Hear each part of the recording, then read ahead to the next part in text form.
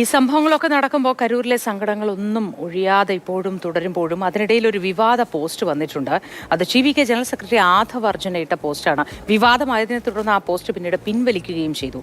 അതായത് police TVK പ്രവർത്തകനെ തല്ലുന്ന ദൃശ്യങ്ങൾ ഓടെയാണ് ഈ പോസ്റ്റ് ചെയ്തിരുന്നത് സമൂഹ മാധ്യമത്തിൽ. യുവജന വിപ്ലവത്തിന് സമയമായി എന്നാണ് ആധവ് ഇതിൽ പറയുന്നത്. ശ്രീലങ്കയും നേപ്പാളും ആവർത്തിക്കാനും പോസ്റ്റിൽ ആഹ്വാനമുണ്ട്. ഈ പോസ്റ്റിനെതിരെ DMK രംഗത്ത് വന്നു. കലാപാഹ്വാനം എന്ന് DMK വക്താവ് ശരവണൻ അണ്ണാദുരൈ ആരോപിച്ചു. ആധവിനെതിരെ കേസെടുക്കണമെന്നും ആവശ്യം ഉയർന്നിട്ടുണ്ട്.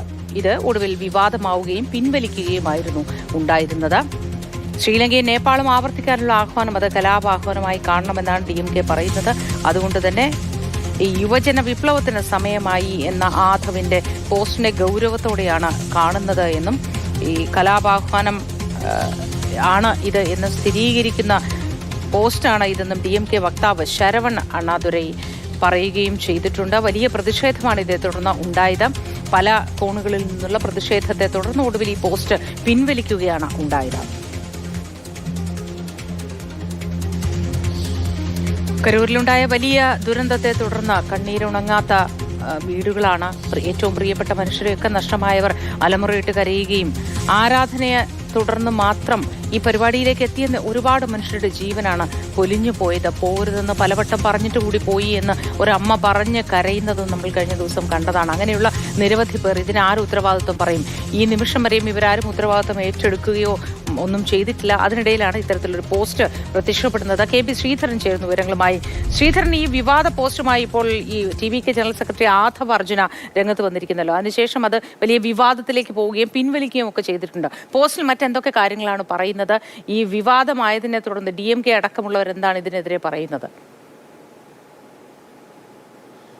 DMKയുടെ ഒരു പ്രതികരണം വന്നിരിക്കുന്നത് ഇക്കാര്യത്തിൽ, അതായത് ആധവ് അർജുന നടത്തിയത് കലാപാഹ്വാനമാണ് എന്നുള്ള ഒരു പ്രതികരണമാണ് DMK വന്നിട്ടുള്ളത്. ഇയാൾക്കെതിരെ കേസെടുക്കണമെന്ന് DMK ആവശ്യപ്പെടുന്നു. അതായത് പോലീസ് TVK പ്രവർത്തകനെ തല്ലുന്നത്, ലാത്തി കൊണ്ട് അടിക്കുന്ന ഒരു ദൃശ്യങ്ങൾ അല്ലെങ്കിൽ പങ്കുവെച്ചുകൊണ്ടാണ് ആധവ് അർജുനയുടെ പോസ്റ്റ് വന്നത്. അതായത് യുവജന വിപ്ലവത്തിന് സമയമായിട്ടുണ്ട്, അത് അധികം വൈകരുത്, ശ്രീലങ്കയും നേപ്പാളും ഒക്കെ നമ്മുടെ മുന്നിലുണ്ട്, അതിവിടെ ആവർത്തിക്കണം എന്നായിരുന്നു ആധവ് അർജുനയുടെ പോസ്റ്റ് ഉണ്ടായിരുന്നത്. ഈ പോസ്റ്റ് വ്യാപകമായി പ്രചരിക്കുകയും ചെയ്തു. ഇതിന് പിന്നാലെ വലിയ വിമർശനം ആധവിനെതിരെ ഉയർന്നു വന്നു. TVKയിൽ ഉള്ളിൽ നിന്ന് തന്നെ ഈ പോസ്റ്റ് അസമയത്തുള്ളതായി എന്നുള്ള ഒരു വിലയിരുത്തൽ കൂടി വന്നു. ഇതോടെയാണ് ആധവ് അർജുന ഈ പോസ്റ്റ് പിൻവലിക്കുന്നത്. TVKയുടെ തിരഞ്ഞെടുപ്പ് വിഭാഗം ജനറൽ സെക്രട്ടറി കൂടിയാണ് ഈ ആധവ് അർജുന. വിജയുടെ ഏറ്റവും അടുത്ത ആളാണ്. അടുത്തിടെയാണ് VCK പാർട്ടിയിൽ നിന്ന് രാജിവെച്ചുകൊണ്ട് TVKയിൽ ചേർന്നത്. ഏതായാലും വിജയോടെ ഏറ്റവും അടുത്ത് നിൽക്കുന്ന നേതാവിന്റെ ഭാഗത്തു നിന്ന് വന്ന തീർത്തും നിരുത്തരവാദപരമായിട്ടുള്ള ഒരു പോസ്റ്റ് എന്ന വിലയിരുത്തൽ തന്നെയാണ് പാർട്ടിക്കുള്ളിൽ ഉണ്ടായത്.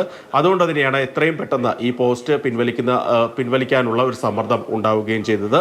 നിലവിലേതായാലും സ്വാഭാവികമായിട്ടും ഈ കരൂർ ദുരന്തവുമായി ബന്ധപ്പെട്ട് സമൂഹ മാധ്യമങ്ങളിലെ വിവാദ പോസ്റ്റുകളെ ചൊല്ലി പോലീസ് അന്വേഷണം നടക്കുന്ന സമയമാണ്. 25 പേർക്കെതിരെ നേരത്തെ കേസെടുത്തിരുന്നു, 3 പേരെ അറസ്റ്റ് ചെയ്തിരുന്നു. അതിന്റെ ഉൾപ്പെടുത്തിക്കൊണ്ട് IT ആക്ട് പ്രകാരം ഉൾപ്പെടെ ആധവ് അർജുനയ്ക്കെതിരെ കേസെടുക്കുമെന്നാണ് നിലവിൽ ലഭിക്കുന്ന വിവരം.